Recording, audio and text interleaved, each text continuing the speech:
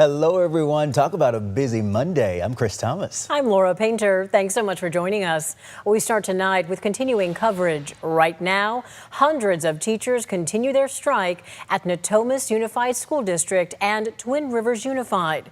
Both teachers' unions held rallies today. These strikes impact more than 40,000 students in the Sacramento area. For days now, teachers have been out of the classroom. Many families are choosing not to send their kids to class, and today we saw some students joining teachers on the picket lines. Teachers in both unions are asking for higher pay, fully covered health care, and smaller class sizes. These teacher strikes are now colliding with a growing budget battle. While teachers fight for better pay, health benefits, and classroom support, district leaders warn agreeing to larger contracts could create long-term financial problems. ABC 10's Nazi Javid is here now with a closer look at the numbers with the school finance expert. Nazi. Yeah, with two school districts now on the strike, the financial stakes are front and center. And to help break down the risks, I turn to California's Fiscal Crisis and Management Assistance Team, the state agency that analyzes school district finances and helps prevent districts from falling into fiscal distress. Just days before strikes began, State school finance expert Michael Fine spoke to the Twin Rivers School Board about budget challenges school districts are facing across California.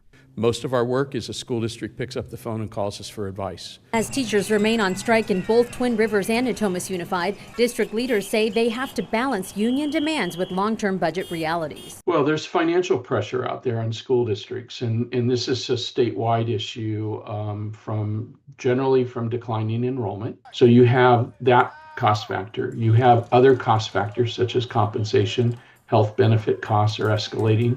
Fine says most school district budgets are already tied up in staffing. Because we spend 85 cents of every dollar we receive in school districts on people, then the balance of budget is going to involve impacts to people. Right now, Fine says Twin Rivers and Natomas are not in financial distress. Neither of these districts are close to that point. Sacramento City may be close to that point, but Natomas and Twin Rivers are not exhibiting yet cash flow difficulty. But he says contract decisions can push districts into trouble if they are not careful. But what traditionally goes wrong is we settle with our labor partners, and then months later we deal with the consequences of that. He points to one Bay Area district that agreed to a contract even while facing a $15 million deficit. The labor agreement added another $15 million of deficit, so they now have a $30 million deficit. Fine says that's why districts have to make sure any agreement is financially sustainable. And for now, his message to both sides is simple. Well, the decision to strike was neither of the districts, right? So the collective group, I would say, get back to work and let's continue to serve kids. And Fine says the key question in any negotiation isn't just what districts can afford today, but whether they can keep paying for it in the years ahead. Because if a district agrees to costs it cannot support, the consequences can show up later through cuts, layoffs, or program reductions. Chris, Laura. That is good perspective, Nazi. We thank you.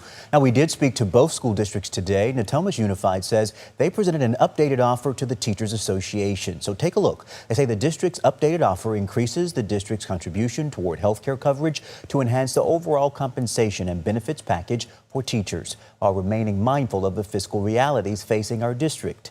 Twin Rivers Unified also released a statement today about their latest offer, saying rising health care costs remain one of the most significant financial challenges facing school districts across California. For that reason, the district proposal also includes a commitment to continue working collaboratively through the district's Health Benefits Committee to identify long-term health benefit options that support teachers while maintaining financial stability for the district.